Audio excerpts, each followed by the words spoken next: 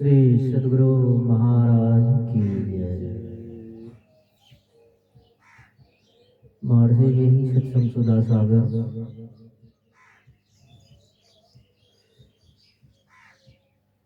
पाप और पुण्य दोनों बंधन धर्मानुरागरी प्यारी जनता।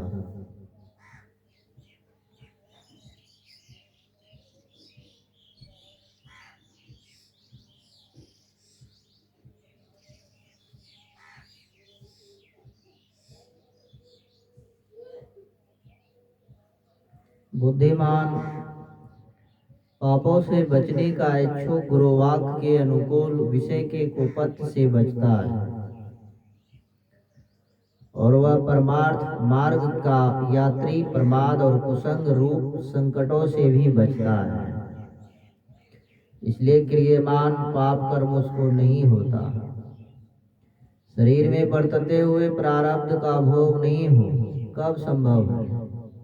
कितना हो ध्यान में चढ़ा हो उसका फल भोगना ही पड़ेगा, किंतु उसका भोग वैसा होगा जैसे कोई मद या भांग पीने वाला मस्त या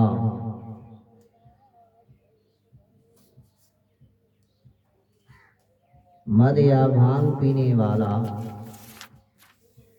मस्त हो जाता है। तब कहीं चोट लगने से उसका दर्द उसे कम मालूम होता है। डॉक्टर क्लोरोफॉर्म देकर किसी रोगी की चीर फाड़ करता है, किंतु उसका दर्द उसे मालूम नहीं होता।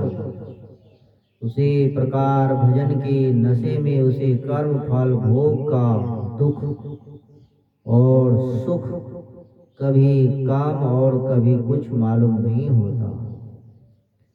संसार का सुख भी उसे आकर्षित नहीं करता, वह सुख को सह लेता है। साधारण लोग सुख नहीं सह सकते, दुख को भले सह ले। संसारिक सुख में लिप्त होना और अहंकारी बनना सुख नहीं सह सकता है, किंतु ध्यानाभ्यासी सुख दुख दोनों को सहते रहते हैं।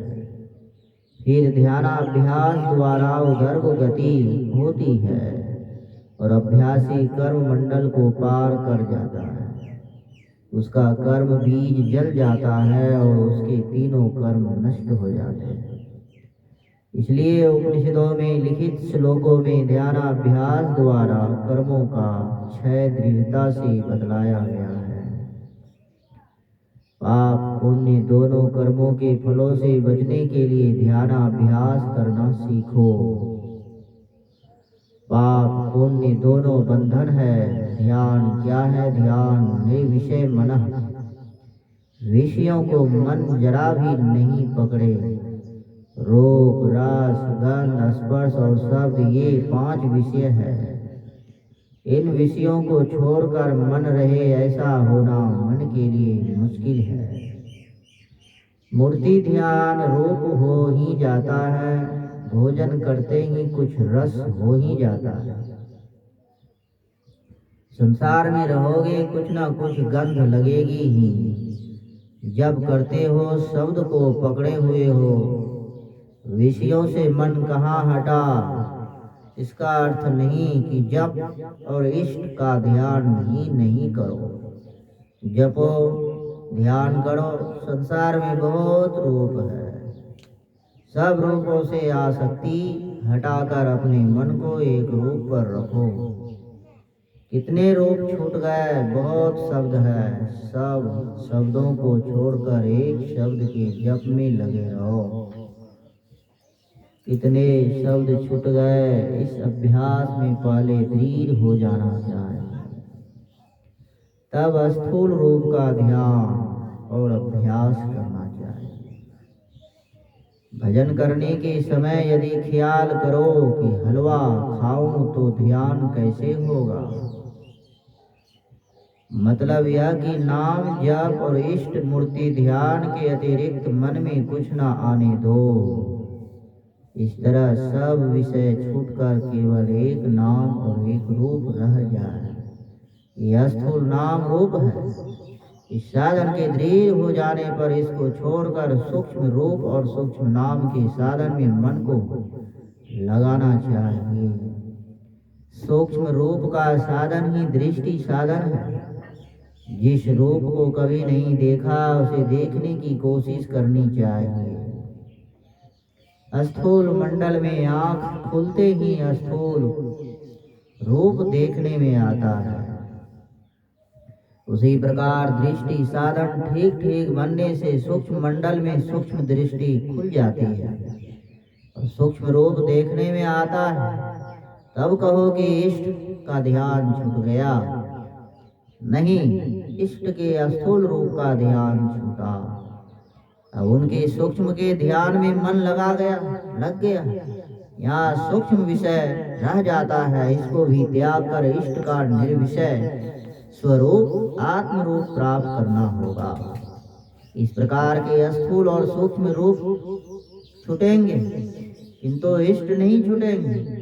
सूक्ष्म रूप मंडल में सूक्ष्म शब्द अर्थात ध्यानात्मक नाम का ग्रहण हो सकेगा, जिसके विशेष भजन से सूक्ष्म रूप मंडल कारण और महाकारण जड़ रूप मंडल छूट जाएंगे और सच्चिदानंद पद के केंद्र में वह शब्द भी लय हो जाएगा। वही केंद्र निर्विषय तत्व पद इष्ट का परम स्वरूप या आत्म रूप है। ध्यानात्मक शब्द जहाँ छूटेगा वही परमात्मा का साक्षात्कार होगा। इस प्रकार निर्विषय तत्व को पाते हैं, जिसके पाने वाले को संचित और प्रारब्ध कर्म छू नहीं सकते। यह प्रवचन जिला अंतर्गत ग्राम रघुवंश नगर में दिनांक 8/9/1952 ईस्वी के सत्संग में हुआ था। श्री सद्गुरु महाराज की जय। श्री सद्गुरु महाराज की जय। हाँ, आरती लगाओ। और की होगा डर? हां, आरती लगाओ ना। लगवान दो बाबा। लगी हो? हां, लगी आपने लगी। बाबा स्तुति करके तो आरती दूसरा को लगवे था।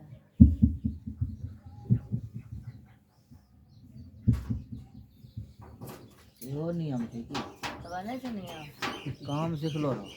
हां, देखे बरोबर मंच पर की बाबा जे बाबा स्तुति करे छे वही बाबा आरती लगवे छे। सही कहै छियो? देखे जे सत्संगी का। हां, सत्संगी सही बोले छियो। आनंद बाबा से बाबा स्तुति करे छे, बाबा आरती बाबा करे छे। वही बात कहै छे तो बातें हम। श्री सद्गुरु महाराज की जय। श्री सद्गुरु महाराज